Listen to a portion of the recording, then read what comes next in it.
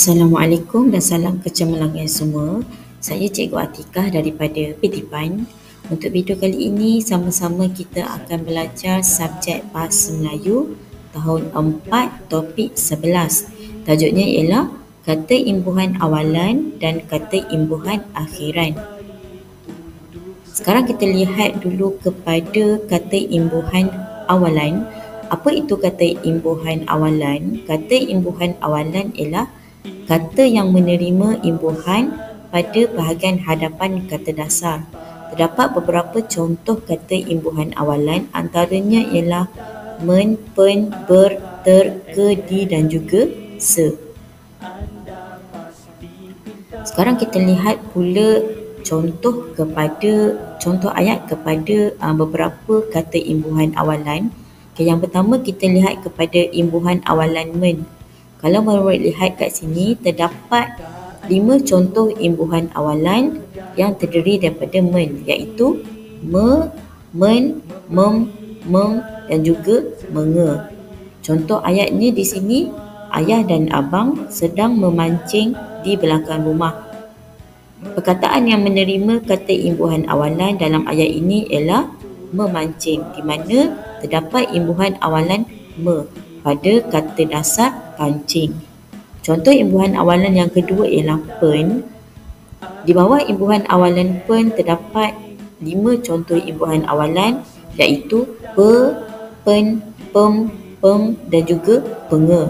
Contoh ayatnya ialah sikap Alia yang pemalas itu tidak digemari kawannya. Di sini terdapat imbuhan awalan per pada kata dasar malas. Contoh imbuhan awalan yang ketiga ialah ber. Imbuhan awalan ber terdiri daripada be dan juga ber.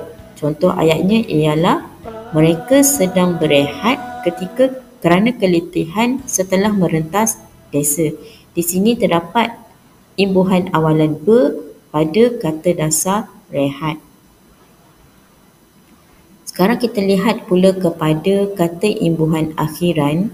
Jika kata imbuhan awalan tadi merupakan kata yang menerima imbuhan pada bahagian awal kata dasar, bagi kata imbuhan akhiran pula, imbuhan akhiran merupakan kata yang menerima imbuhan pada belakang kata dasar. Terdapat 3 contoh kata imbuhan akhiran, iaitu imbuhan akhiran kan, imbuhan akhiran i dan juga imbuhan akhiran an.